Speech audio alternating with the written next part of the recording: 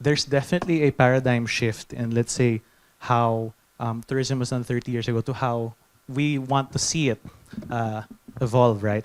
Tourists are more conscious of what they're where we're going to travel. Of course, even if you look at like websites like Agoda or Google Flights, you could already see your carbon footprint on the. So these are considerations that we know that we're heading into the right direction in tourism. One of the key aspects that we're doing right now to promote sustainability is, of course, use of local materials, because of course that just lessens their carbon footprint. So in a resort right now, we are using limestone that is very abundant in Bohol, and in that one project of ours using bamboo, because we believe that that bamboo is an extremely sustainable material. It's easy to grow, it's easy to source, and I'm not saying that it's a cheap material, but it's definitely sustainable.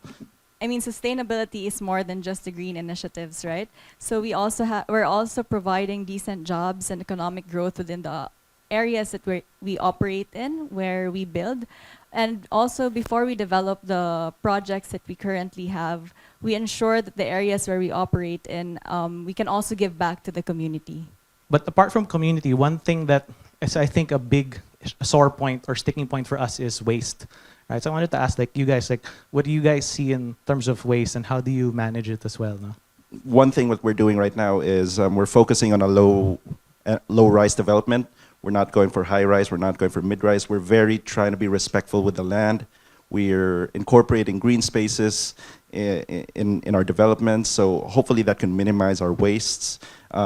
Incorporating material recovery facilities, and of course, using that waste as compost. One thing that we do in the company, our tourist group of companies, is that we have kind of like a circular mini economy in Bohol that we self-sustain. So that's what we're practicing right now with our resort. It's being sustained by the livestock that we're raising.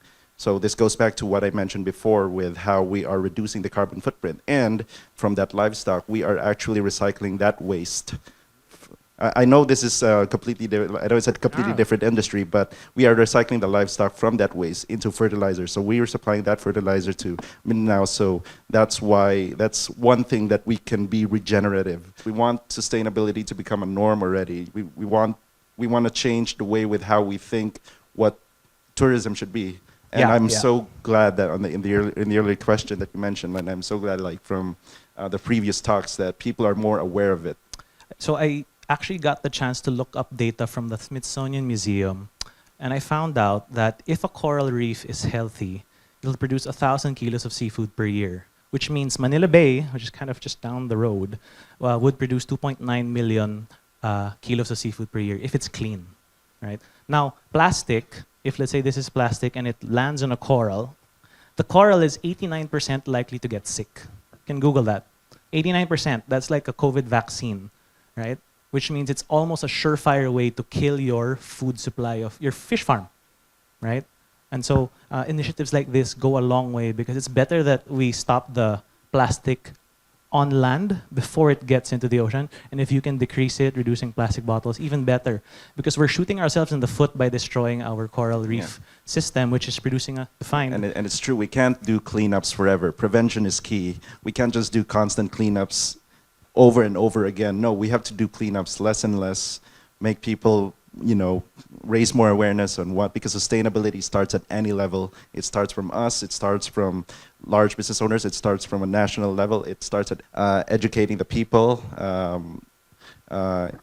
raising awareness, and of course, from a tourism industry, I think the best way to show those experiences is to immerse them. We want like more tangible experiences for travelers. Our framework is people, planet, profit, and personal well-being of the guest, right? Nobody wants to be a martyr, right? Maybe one thing that we have, one of our brand values is we have to strive to make sustainability simple. So for us, it could be as simple as saving seeds from your kitchens. Tourism is the best way to teach people, or maybe it's the sneakiest way to teach people, Because whatever you show them while they're on vacation, they don't think it's school. They think it's vacation. So you have the opportunity, but I believe you also have the responsibility to educate people while they're there, right? Because it is easiest to convert someone to a sustainable lifestyle while they're on a trip, right? It's easiest there because it's luxury, have a good time. And if they like it well enough, they might just bring that home. The industry that we're in tourism, the environment is a big part of our business. Clean air, clean water, clean shores, right?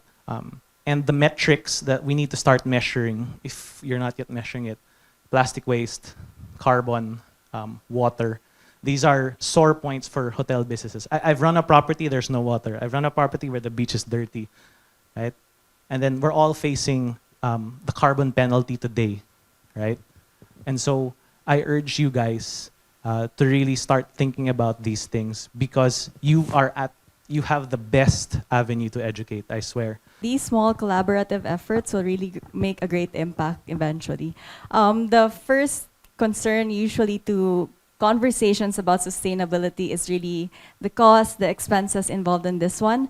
But then I think the best way to approach it is to deliver how it's so beneficial to us, not just today, but for the rest of the generations to come.